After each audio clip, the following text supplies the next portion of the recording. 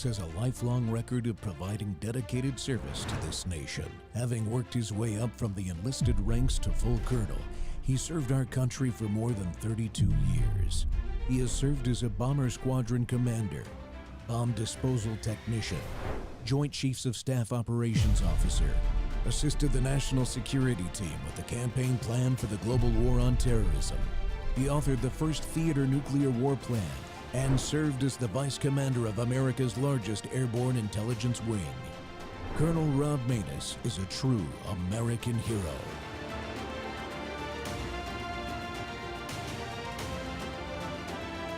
This is Rob Maness Live. Does this image shock you? Well, it should, because what you're looking at, a radical Islamic reimagining of the American flag, isn't just a provocation, it's a warning, a mirror of history. This is exactly what happened to Iran in 1979. A flag with a millennium of heritage erased, a symbol of Persian kingship and Iranian identity replaced by a banner of theocratic rule, Islamic inscriptions wrapped around it like chains. And the man behind it? The Ayatollah Khomeini, a master of deception. He spoke in the language of liberalism. He promised democracy, diversity, a government based on the will of the people. Sound familiar? He called himself a man of peace, even compared himself to Gandhi, and the world bought it. Iranian liberals, students, intellectuals rushed to Khomeini's side. They mobilized protests, strikes, propaganda campaigns. Also sounds familiar. Western media ran glowing profiles. The New York Times praised him. The BBC made him a hero. Even Jimmy Carter backed him. And once Khomeini took power, he slaughtered the same liberal saviors that held open the gates for his barbarism. Mass executions, thousands purged. The revolution was over. The mosques they empowered became launch pads for terror. Their new Islamic Republic became the world's most aggressive exporter of jihad and the birthplace of Hezbollah, Hamas, and other terror proxies. Jimmy Carter's reward for backing the Ayatollah? 66 Americans taken hostage at our embassy, held for 444 days until Ronald Reagan took office.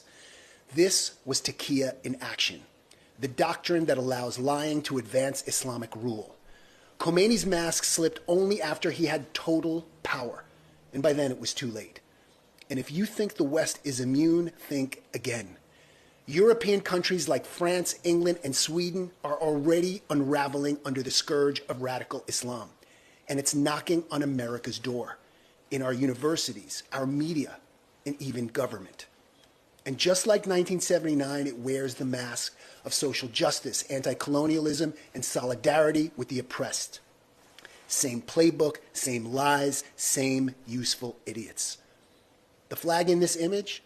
It's a symbol of what comes when we don't learn from history, what comes when we abandon vigilance, when we chase false utopias wrapped in the language of liberalism only to find a boot on our neck like so many times throughout history.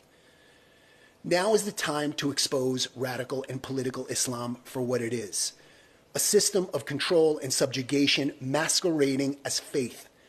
Now is the time to destroy the Iranian regime and stop its shadow from spreading like a plague across the free world.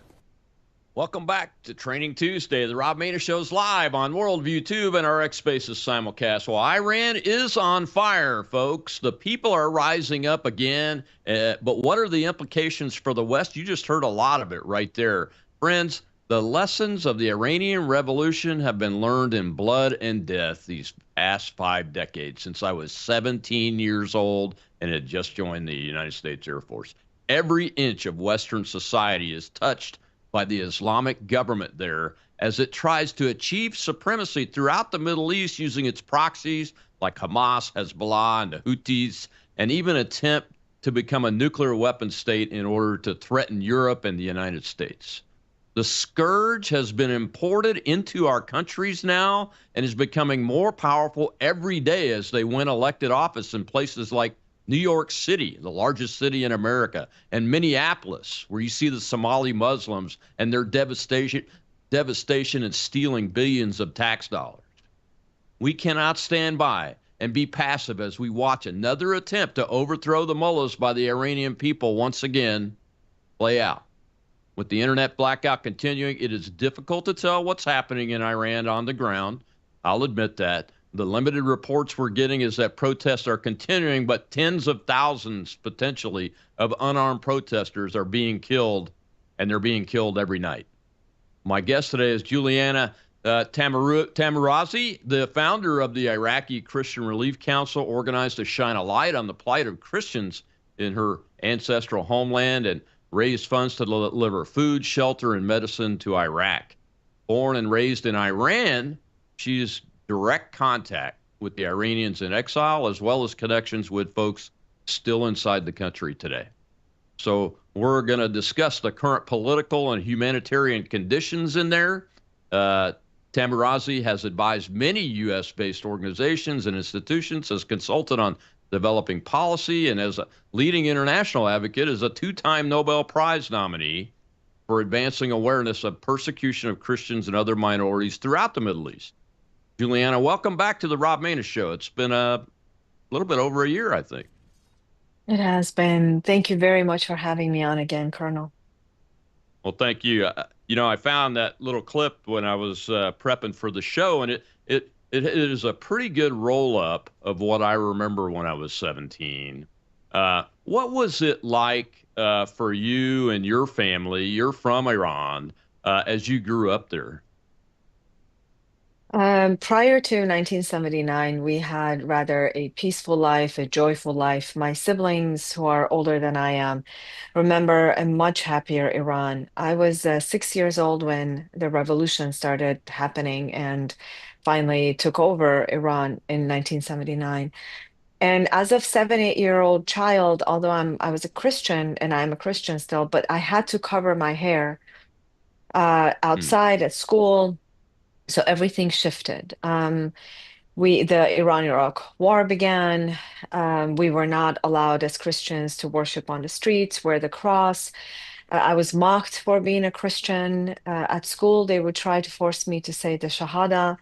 Our neighbors that we had lived next to them for a few years, they would spit on the floor when my Jewish friend and I would walk on the street passing them by. So it really became a hostile environment for the Christians and other minorities. Baha'is absolutely paid a heavy price for being Baha'is. Finally, in 1989, my father decided to smuggle me out into Switzerland, and again from Switzerland into Germany, where we sought religious asylum and came to this beautiful country in 1990.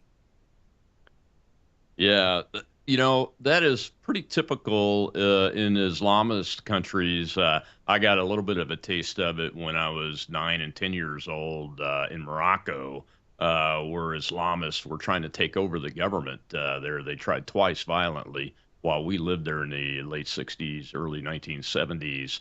And I remember not so much being treated poorly as a Christian, but they would recognize you as a non-Arab. And the Muslims, particularly, were not very happy that you were walking on their streets and playing with their children. We didn't live on a military base.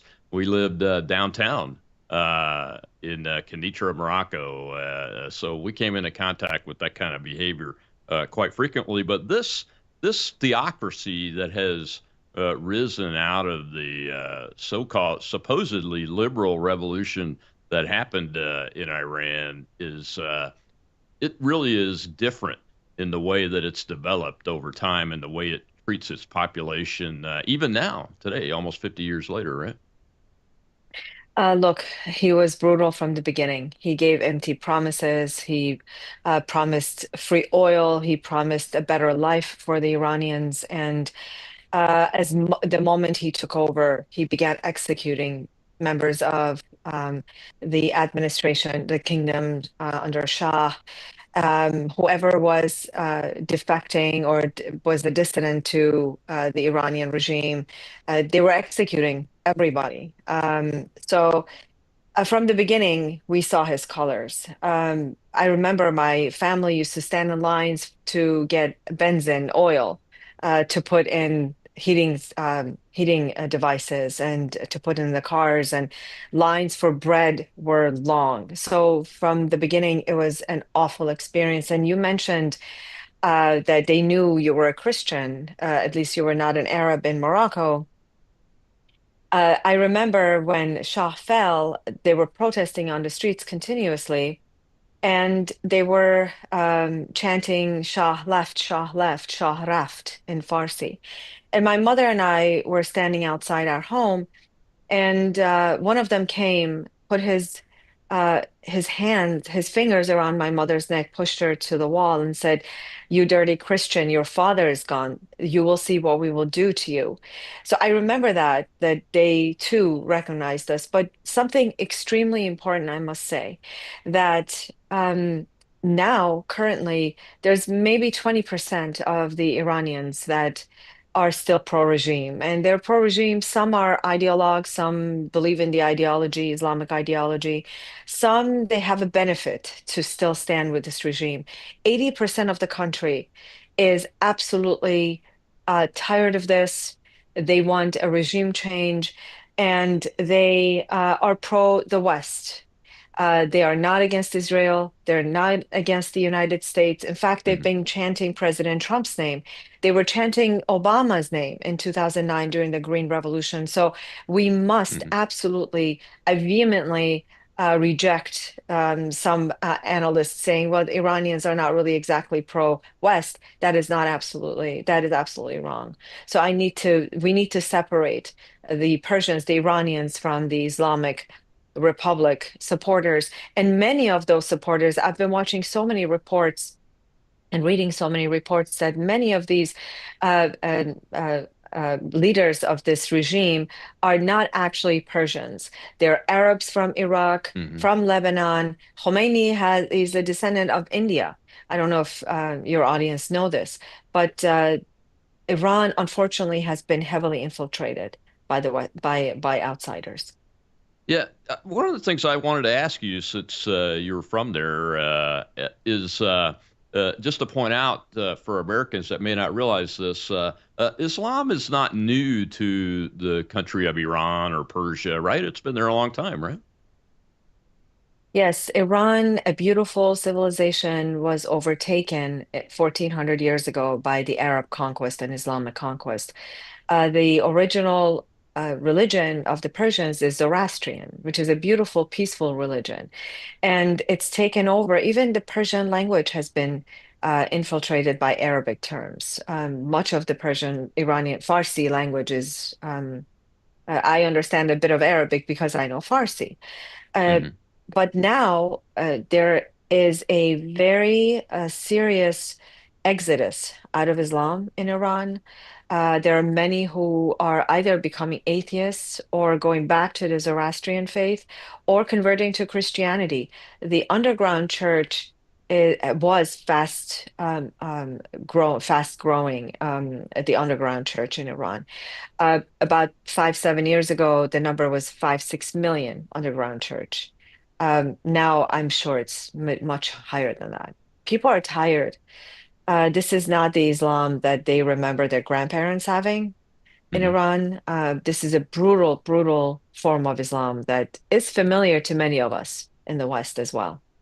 Yeah, that's why I wanted to get that out there because the Islam that controlled the country of Iran for over 1,000 years is was not antagonistic, I don't believe, toward the rest. Now they might have fought with the Ottomans and other Islamic nations for in a competition, so to speak, a peer competition for power and positioning for power and those kind of things, but they weren't as like virulently opposed to the West, from what I could tell reading my history about it. Is that accurate?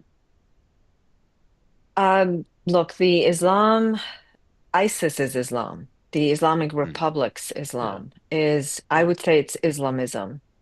It's an ideology from 7th century. Hmm.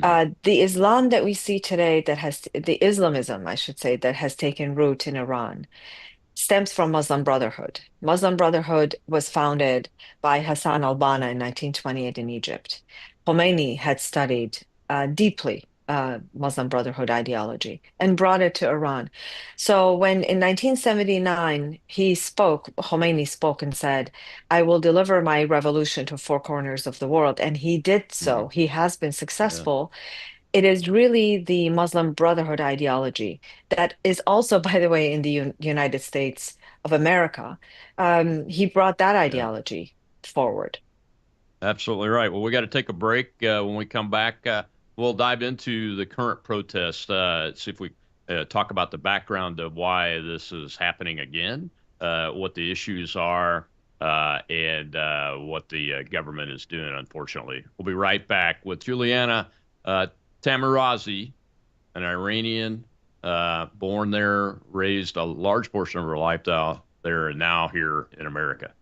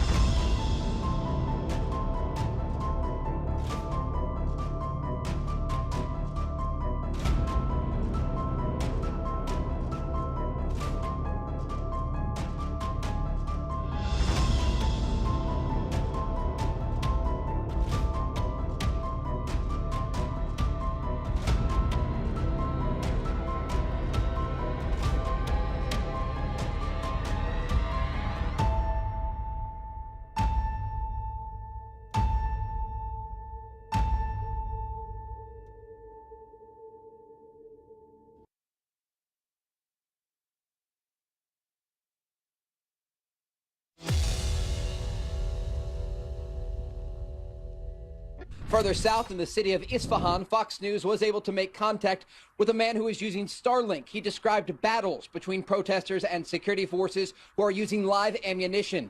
On the call, he said the government has really repressed them using weapons of war against the demonstrators. At the moment, the situation for the demonstrators in the street, the atmosphere is like a war zone, and some people are trying to escape from it. I have to emphasize that among Iranian people, Trump is the most popular person right now. He has so much popularity because of the steps that he took toward preventing the growth of terrorism in the Middle East. They respect him. The internet blackout in Iran continues, making it difficult for people to get new information, although international calls were briefly going through overnight. Welcome back to the Rob Maness Show. It's Training Tuesday. We're talking about the Iranian Revolution, the current protests today, what it means for the Middle East, what it means for the West, what it means for Christians around the world and in the Middle East with Juliana Taimoorazi. And she's an Iranian-born person that has come to America through a long trail through the European countries and everything with her family. Her dad got her out in the late 1980s. And Juliana, we don't really know what's actually going on for the most part throughout the country. Iran is a huge country, but we do know before the blackouts started on the internet, over 200 cities had these protests going on, which is really large scale, I think, compared to previous modern protests and attempts to bring this theocracy government down. What is the basis this time of the protesters? They seem to be mostly young people. Um, the other revolutions or attempted revolutions, starting with 2009, which was the Green Revolution, had been started by the students, young people.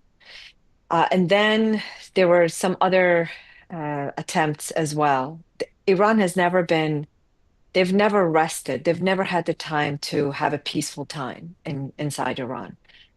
The next largest was the Mahsa Amini, murder of Mahsa Amini, who was a young woman who was beat to death because she did not wear her hijab, her scarf appropriately. What makes this different than the other uprisings is the fact that the market got behind the protesters. It is not just the young people. It is not just women on the streets backed by their men. The older individuals, people with canes, people with crutches, children, everybody is out on the streets.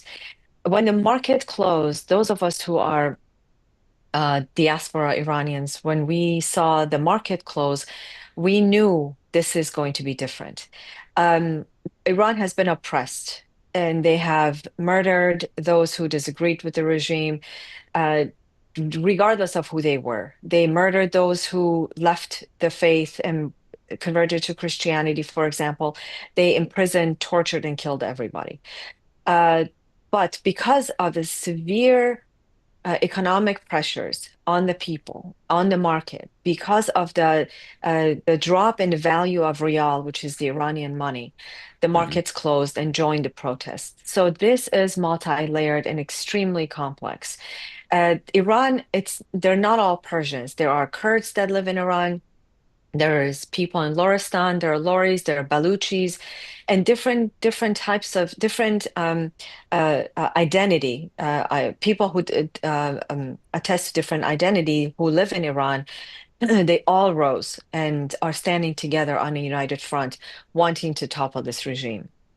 So out of 90 million people, when you talk to the Iranians that are able to contact us, they say this is a prison that all of us, 90 million of us, are here imprisoned. Please help us. They constantly chant President Trump's name. They're begging the West to help. They've even changed the names of the signs on the streets. They've plastered President Trump's name on the signs on the streets. So, and something that has happened now that I don't think it has ever happened is burning of the mosques. They have burnt mosques down.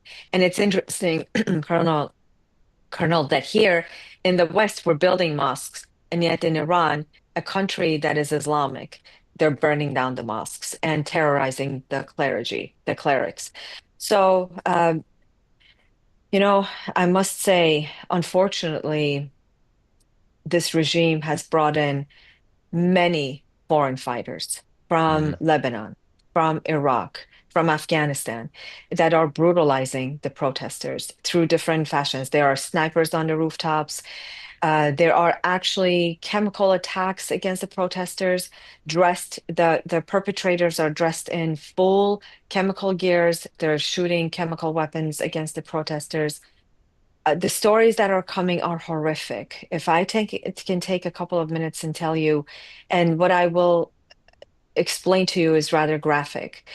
Um, there was you met when you just aired the report from Fox News, he had mentioned Isfahan.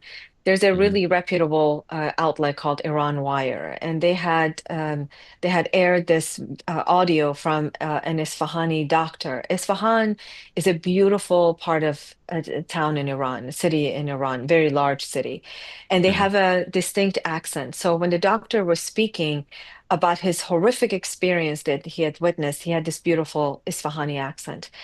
And as it aired a few days later, if not the next day, the regime attacked the hospitals and they arrested the doctors that had operated on protesters.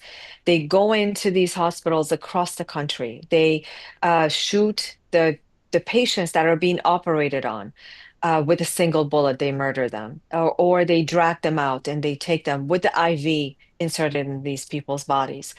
There are people who are badly injured that refuse to go to the hospital because they know that they will be Hmm. murdered Yeah. by these IRGC members and other fighters. So the stories that are coming out are really heartbreaking and brutal, and the world needs to know. The world needs to break its silence and know about this.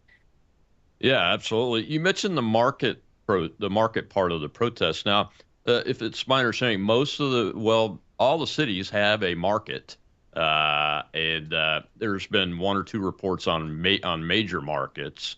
But I saw a video of IRGC and foreign fighters closing the doors on a market and firing inside, killing people as they were trying to get out, and then setting it on fire. Has that happened more than just that one time?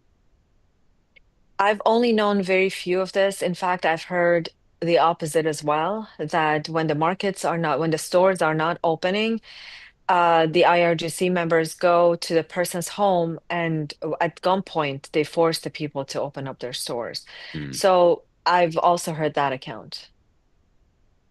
Yeah, burning them down and killing the owners doesn't seem to make sense if they're trying to get people to think things are normal. The So the hospitals are a target, which is a international war crime, by the way, folks. Just to point that out for all you people that have been yelling about the Israelis attacking hospitals, because they were targets and enemy forces were using them as platforms. But these enemy forces are actually entering civilian hospitals, dragging protesters out, killing doctors, and removing them. Are you hearing from folks around the country that you still have inside there about these pictures and videos of large numbers of bodies in places like gymnasiums, outside of hospitals, and those kind of things? I've seen some pretty horrific pictures, but it's hard to tell whether they're real or not these days. Yes, in fact, there's been a lot of questions that have been raised about those images, but the reports say in order for families to recover the bodies of their loved ones, they have to pay upward of 100 million, 200 million tumans to take the deceased, the murdered body back. And many times the reports have said that people have entered. This is just brand new. I just heard that today, that one of the freedom fighters, I don't want to say fighters, but one of the protesters, he witnessed that his friend was abducted. So he followed them and he went in and he saw bodies piled upon each other. That they had shot, and they just have left them in these homes that are deserted. And Mm-hmm. so the atrocities that are being committed, and the news is trickling out, obviously, because of the blackout that is slowly being lifted, by the way, is horrific. Is horrific. And they were saying there was a woman who was sobbing on this network saying that they came in with power washes. They killed so many people that the regime came with strong power washes and they just were washing the blood. And it was river of blood that everybody was witnessing. So, and when people were getting shot, they were just regular people that are stepping out of their homes, dragging the injured inside to at least try to remedy, if they are still alive, try to remedy or stop the bleeding. Because if the regime, if IRGC gets a hold of these protesters that are injured, they're killing them with a single bullet. There are many civilians that there are many IRGC members dressed in civilian clothing that are mowing down people with machine guns. Like I said earlier, there's snipers on rooftops. They are faced with Protesters are faced with these chemical attacks. So they're using every tool that they have. They're patrolling the streets with heavy machinery, heavy military machines, Mm-hmm. vehicles, to try to break the back of these protesters. But from what we hear, the protests they have dwindled down a little bit, but they're still continuing very strongly. Yeah, I mean the president of the United States tweeted at them to keep doing what they're doing. Help is on the way. We haven't seen that from a military perspective, anyway. Obviously, the United States and the West are have very strong sanctions on the Iranians, and the attack on Venezuela is going to have an impact on their ability to raise funds because it impacts their oil sales and it's just tragic what we're seeing have to happen. But the people of Iran are rising up. I mean, they're not. I mean, I'm getting the same kind of reports from folks that I know that have people there too, Juliana, and that is that they're continuing to do the protest. And they're standing there without fear and risking their lives, and some are giving their lives. So we got to take another break. When we come back, I've got a little video of an Iranian that is converted to Christianity. That's one of the things that you have done throughout the decade is try to protect persecuted Christians. I think this it's a good place to have that discussion, and we'll be right back with Juliana Taimoorazy.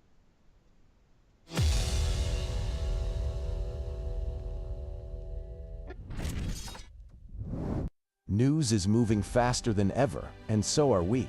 Worldview Tube brings you 24/7 live stream coverage and now real-time alerts when it matters most. Once you have the Worldview Tube app installed, exit the app and navigate your way to Settings. In Settings, locate the tab labeled Notifications. Select the Notifications tab. Scroll down until you locate the Worldview Tube app icon.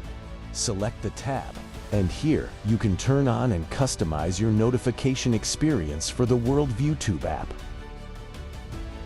News doesn't wait, and neither should you. Turn on push notifications to stay informed. Every headline as it happens.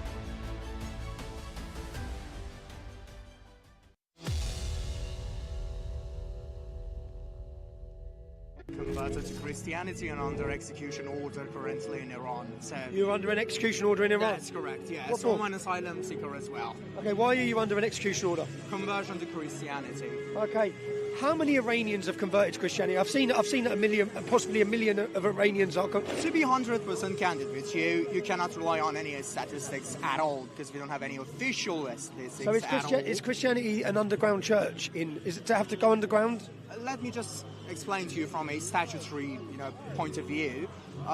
Being a Christian is not a crime in Iran. That's absolutely fine. But if you convert to Christianity, the conversion itself, ipso facto, constitutes a form of crime punishable by execution. Did you hear that? Yep. If you convert from Islam to Christianity in Iran, punishable by death. And honestly, it's a matter of propaganda. Regrettably, these days, people want to pretend that these type of Islamic rules and regulations, they don't exist at all, but it's somehow embedded into its textual context, which is Quran itself. You cannot eradicate those verses that you find unlovely or you dislike and then pretend they don't exist and then misrepresent a fact to people around you and, you hope that they believe it. It's just a lie. With the history of Iran... Welcome back to the Rob Maness Show. It's Training Tuesday, and we're talking about the Iranian Revolution, the beginning of it, the almost 50 years that have ensued since then, and then current day, the revolution that's ongoing there. Even though tens of thousands of protesters are being killed by the regime, we know that. We don't have an exact number, but we've got enough evidence and eyewitness reports and video from inside the country to know that there is a major effort by the regime to put down this revolution because, as my guest Juliana Taimoorazy said in the last segment, 80% of Iranians, they believe, support removing this regime, which has been brutal its entire history. It came in on lies and continues to exist on lies. Juliana, welcome back.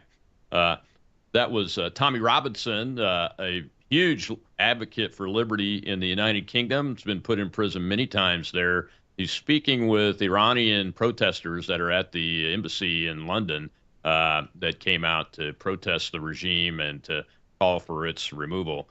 That point about Christian conversion, is he accurate about that? Yes, absolutely. I'm an Assyrian, and Assyrians are cradle Christians, which means we are born and into Assyrian families or Armenian families, and we are baptized as infants. So that makes us cradle Christians. And although we are living as second or third class citizens, we still have freedom of worship, albeit there is always an agent monitoring the bulletin that comes out of the church or the homily that is given in our churches. But those who want to leave Islam, they're swiftly arrested, tortured. There is a pastor, Pastor Tamraz, who is an Assyrian who was converting Muslims into Christianity. He and his wife and his son were imprisoned. I believe now his wife and himself are in Europe after years of advocating on behalf. His daughter was advocating for him for his release. I think he was smuggled out. I'm not sure, but yes, this man is absolutely correct. They deal with the converts very harshly on the ground in Iran. Yes. And what about Christians in the rest of the world? The organizations the denominations like Catholics and Southern Baptists, Protestants, do they provide assistance? Do they have ongoing efforts that work with your organizations like yours, to try to fight this persecution? So my organization, thank you for bringing this up because my organization, the reason it's called Iraqi Christian Relief Council, I'm an Assyrian. The ancestral homeland is Iraq for us, northern Iraq. And with the invasion of Iraq, 1.5 million Assyrians became devastated because of Islamism, Al Qaeda, and ISIS. So the church in the West, to a level, to a degree, mainly after ISIS, because it saw the brutality of ISIS after 2014, Mhm. rose and assisted for probably a couple of years. That's Iraq. But today, just for your audience's information, out of 1.5 million in Iraq, we only have 100,000 Assyrians left. Everyone left the country or was murdered and devastated. In terms of Iran, there are very sophisticated and behind the veil, if you will, churches that support the underground church in Iran. The Assyrian or Armenian relationship inside Iran, as well as the Jewish relationship inside Iran with the Mhm. diaspora, it has to be very careful because if we have any connection, those of us who are speaking against the tyranny in Iran, we don't have any connection with the Iranian church, with the Assyrian church, because, or if we do, it has to be quiet because we're afraid for our own people on the ground. So I say Assyrians in diaspora stand with the Iranian people. I say that because that is not a connection to the Assyrians in Iran, but Assyrians in diaspora stand with the persecuted Christians in Iran, especially with the freedom-loving Iranians right now. From your contacts, are you getting any indication that Christians are rising up as part of this uprising in large numbers to support it, or are they mainly still underground? So it depends on what type of Christians you're referring to. If you're referring to the Iranian, the cradle Christians, if you will, Armenians, Assyrians, we know that 18 Armenians were killed during the protest because they were out on the streets showing solidarity with their brethren, Iranian brethren, Persian brethren on the ground in Iran. Um, I am certain, without a doubt, that there are countless of underground Persian Christians that are on the streets being slaughtered today. So it is crucial um, that the West listens to their cries. The silence, we can't afford silence. Elie Wiesel said, opposite of love is not hate, it's indifference. So, my message, thank you for bringing this up. This is very important, Colonel. My message to your listeners, to your viewers, to the Western Christians, to the American Christians is please hear the cries of these Iranians that are on the front lines fighting jihad. Look, they're on the front lines fighting for us, for Western civilization, for civilization in its entirety. So please don't become indifferent to their plight. Contact your members of the House and Senate, contact your representatives, and voice your concern for all of Iran, not just Christians in Iran, for all of Iran, because these people have suffered half a century for just their basic necessities, their basic human rights. If you only knew, Colonel, how many young people have died. We view their images and they're just heartbreaking. Children have been shot in their faces. And even prominent Mhm. individuals, athletes, singers, uh, writers, authors, they have been murdered on the streets of Iran. So the Persian heritage, the Persian civilization, is a beautiful one. And once Iran is freed and we're all able to go back, at least for a visit, we will see the different facets of Iran that is really ever so beautiful.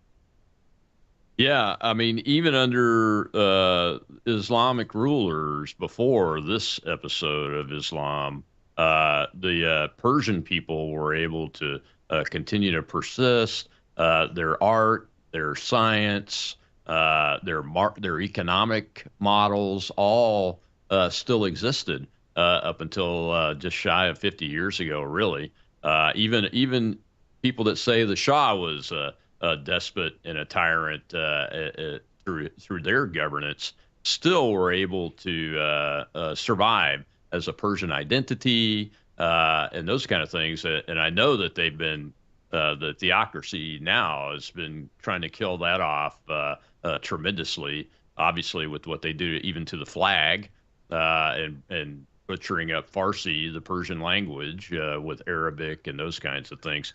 The one of the questions that Colonel, I had. may I say Go ahead. something? I'm so Go ahead. sorry, if I may, Go ahead. just for a moment. Go Uh, ahead. the king of Iran, his father and he himself brought a lot of modernity to Iran. Mhm. And he had given freedom of speech, freedom of expression, freedom of religion. Uh, so and now we see on the streets of Iran and also diaspora Iranians, majority of them are calling, they're saying Javid Shah means long live the king. They were calling Reza Shah's name just not that long ago. And they're calling for the crown prince to go back, and he is willing to go back and to only help with the transition, with his team to help the transition. He does not want to establish a monarchy. He wants to go back. He wants to enable Iran to have a free and fair and democratic election. So I know that there is a very big divide among Iranians between Mujahideen Khalq and those who support the crown prince, but we really have to listen to what this, on the streets of Iran, what they're chanting, and they're chanting Mhm. the name of the crown prince for him to go back.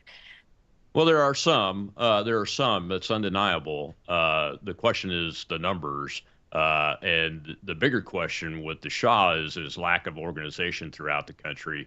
And you brought up the MEC. The MEC has a resistance organization that is embedded in the country and has been for many, many years. And what I've called for is for that divide to be crossed, and for these two separate parts of the diaspora to come together, because unless they work together, this revolution will fail too. And if they do come together and the crown prince keeps his word, and the folks in the other organization, the NCRI, keep their word, then we could see a new Democratic Republic of Iran emerge that's even better than what it was in 1979 under Mr. Pahlavi's dad. And everything. And that's what I'm hoping for. I really do want to see that. But there's a lot of disinformation campaigns out there. And in the next segment, we're going to dedicate all of that to what I call the fifth generation warfare. If you've ever read Mike Flynn's book on fifth generation warfare, that's exactly what's going on, because even the IRGC is posed as one side or the other in the resistance movement, and they get in crowds. They stir up crowds. They commit violence. I believe it's even happened here in the United States, out with the Los Angeles event with that the moving truck that had the banner on it and everything. I think I would be willing to wager as much money as I've ever wagered, which isn't very much. I'm not a gambler. That there was probably IRGC involvement in both sides of that incident, because they're trying to get things stirred up between the Iranians that love their country and want this revolution to succeed.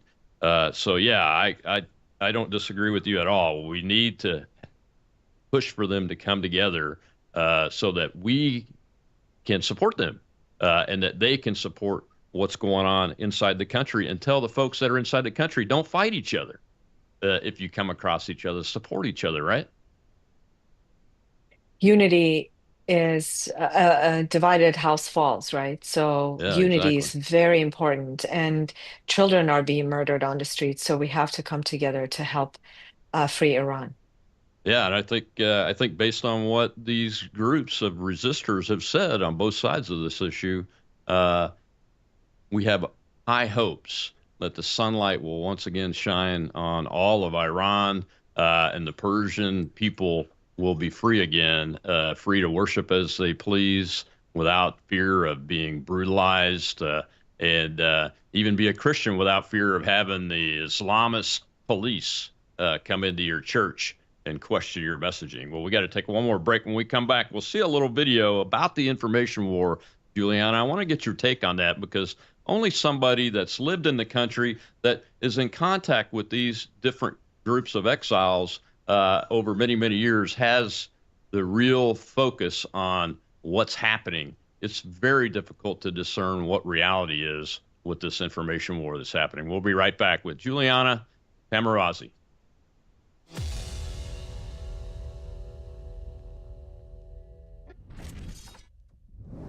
Hello, I'm Brandon House. I want to thank you for all your support at wvwfoundation.com that helps make possible pushing out 24/7 content for free. Without your support, we'd have to put it all behind a paywall. But thanks to you and your support through our foundation, we're able to push it out for free as a broadcast service and broadcast ministry of WVW Foundation.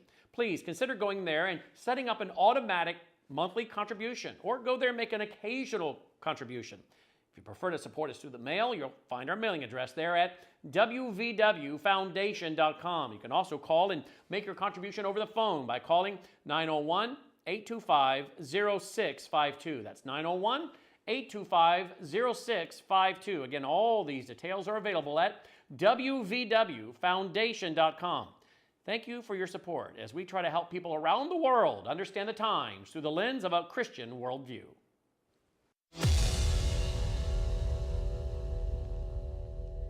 Hands off Iran. What about the women of Iran that are asking to be free? We'll let people in Iran determine their own destiny. They've been trying to liberate themselves for a while. So we are in New York City, and I was curious, who are the people that are calling for hands off Iran? No! We're trying to, liberate Iran from, the oppressors. Who are the oppressors? The oppressors, Israel state, American government. I see a regime in Iran that has looked at every opportunity to de-escalate the situation. So hands off the Ayatollahs. That's a religious title, no different than a rabbi or a minister. This is just a free expression for some people, not the government. There's no Iranian that wants their country to be bombed by a fake country like Israel and by American imperialism. The people of Iran are carrying regional liberation on their backs, and it is our moral imperative to stand firmly behind them. I mean, I'm from the Middle East. Where from? I'm from Afghanistan. Being in America right now is such a privilege, and I think it's something we forget about. So it's a privilege because you have all the rights, right? I don't know which media you are with, so I'm going to leave now. Bye. Okay. Yeah, we're not going to talk to you. Thank you. Young people in America are confused at best and brainwashed at worst. And it is our job to do the best that we can with American values and with actual peace, liberty, and freedom for all. Welcome back to the Rob Maness Show. It's Training Tuesday, and we're in our last segment with our guest, Iranian-born Juliana Taimoorazy, who is a fighter for persecuted Christians, has been for many, many years. And Juliana, that little clip there shows the devastation that can be wrought on people's minds with information warfare. I don't know if you picked up on it, but those are Americans in America, most of them, some refugees from, like the young lady from Afghanistan. But by and large, they're spewing information, I believe, that's coming right out of the IRGC because it's their messaging. And that's why I brought up the truck incident out in Los Angeles, because there is so much bad information that's being put out by different entities, and the government of the United States and the West are not able to tell the people, hey, here's what's coming from Iran, here's what's coming from non-government organizations, here's what's coming from our government, here's what's coming from the media that's not government oriented, and you end up with exactly what you just saw there. People are all over the place. And one of the things that I'm disappointed in is all these millions of Americans that were rising up complaining about Israel's defensive response in Gaza that was aggressive, and rightfully so, because of the Holocaust-like event that happened on October 7th, 2023, are dead silent. What's your take on all this, and any ideas on how to help people fight to get to the truth and get beyond this stuff? This is such a complex question, such a complex situation to answer in 5-10 minutes. I believe that this attack on Western civilization, calling America imperialist, and those who took to the streets supposedly chanting for Gaza, underneath it all, I believe, is a movement against capitalism. It's a movement against our way of life in the West.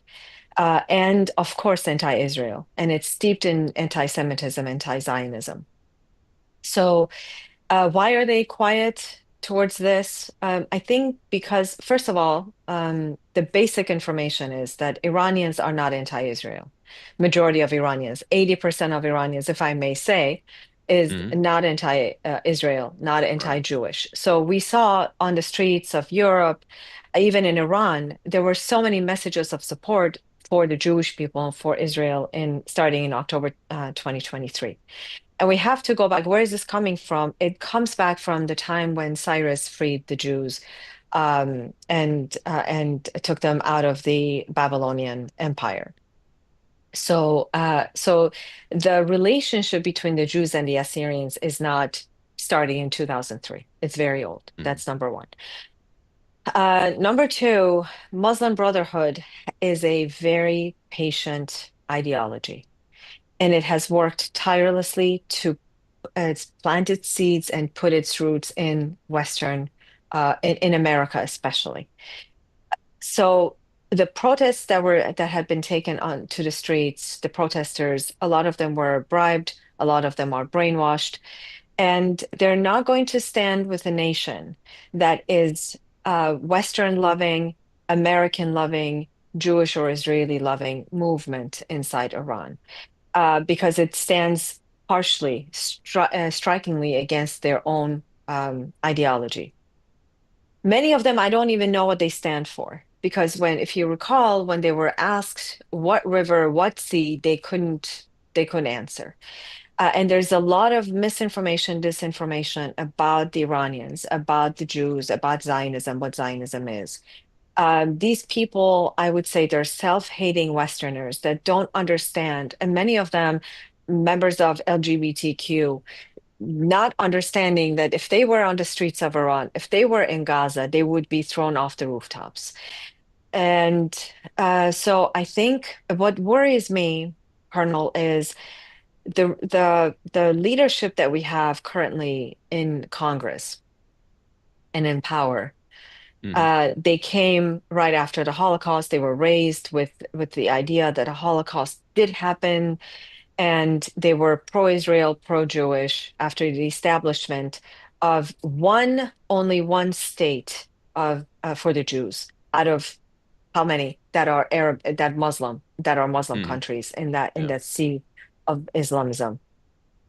What my worry is that the next 10 to 20 years, we will see a very major shift in the way that America is going to be ruled, because of the education system that is raising and nurturing these kids that are going to be in power in 20 years from now. So Muslim Brotherhood has found its roots in our education system, in our media, and people don't read. American people have been stripped of their critical thinking skills. They read the headline, they're misinformed, they don't read deeply, They're not educating themselves of complexity of issues in Israel, the Arab-Israeli conflict, the freedom-loving people in Iran and IRGC systems. So, of course, I mean, should we really be surprised with who takes to the streets and what they're standing for? I'm not surprised. I'm actually heartbroken. What is the remedy? What is the solution? If it's taken them 80 years to bring this up from Frankfurt School, I think it's going to take 180 years for us to turn this around. And I'm extremely worried about our way of life here in the US, and I'm very worried for Israel. Yeah, yeah, so am I. And I'm by no means a fan of foreign aid, foreign military aid especially. But I am a fan of the nation's right to defend themselves to the maximum that they see as necessary, like what they are doing and have been doing against these Islamist groups and countries that have surrounded them for years. And I'm not going to ever back off of that because it's a basic right that Americans all signed up to, either as by birth or at the very beginning when my ancestor fought in the American Revolution through the Declaration of Independence, which we're celebrating 250 years of this year, Juliana. And that's what the Iranian people are just fighting to get that back. The right to life, liberty, and the pursuit of happiness. Those are very simple words and generalized, but they cover just so much territory. And I agree with you. I think we are in danger of losing American society. And if American society goes away from freedom and towards a religious theocracy like the Muslim Brotherhood would like to see happen, then all the other Western cultures that are still surviving will fall shortly thereafter, and something will have to rise up out of the ashes in order to reinstate it. You mentioned Cyrus, who was a Persian, and how he freed the Jewish people from the Babylonians.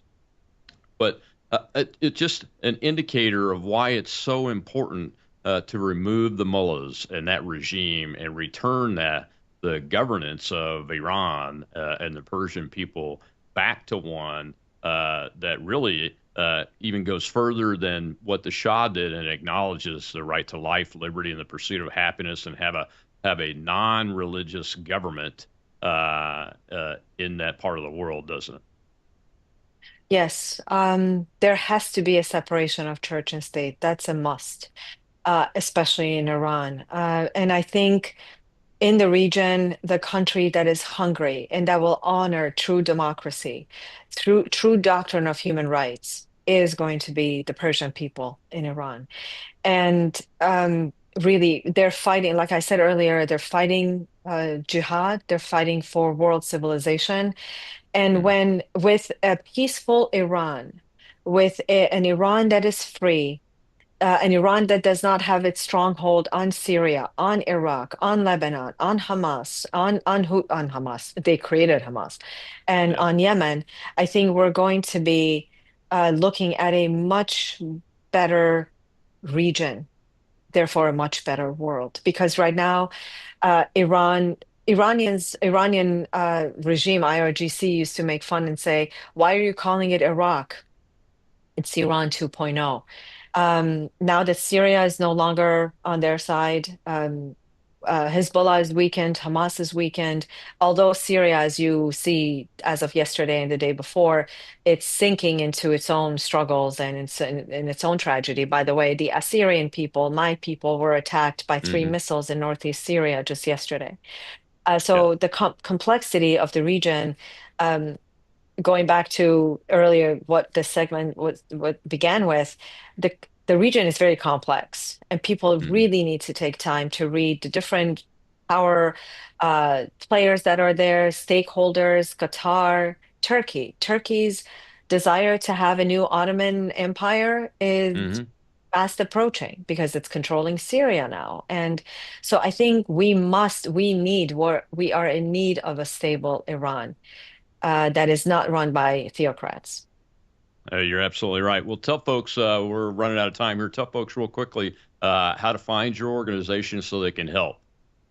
Thank you. We are in desperate need of assistance in order to help the persecuted Christians in the region. And when Iran sanctions are lifted, please, we will need your help. IraqiChristianRelief.org, IraqiChristianRelief.org. Please go and visit our work. We've been working for 19 years to save the persecuted Christians in the Middle East. Thank you very much, Juliana. And I would just add, pray for peace. Pray for the people, especially the Christians across the Middle East, not just in Iran, but Juliana mentioned Syria and the northern part of Iraq and all over Iraq. I have Christian friends from Iraq specifically that I have not heard from in more than 10 years. So all of those families need our prayers and our help. And Juliana's group is a great place to go. Thank you so much. Thank you. God bless you. Thank you. God bless you. Tomorrow's Whistleblower Wednesday. The great Jake Novak of the Real America's Sunrise Early Edition will be with us because we got a lot to talk about. Marxists and Islamists going into a Baptist church, Southern Baptist Church in Minneapolis, and disrupting services. That's just the beginning of what has happened to the people, like the people of the Iranian population, especially the Christian population. This is just the beginning. Well, we've got to find a way to fight it. I'll see you then.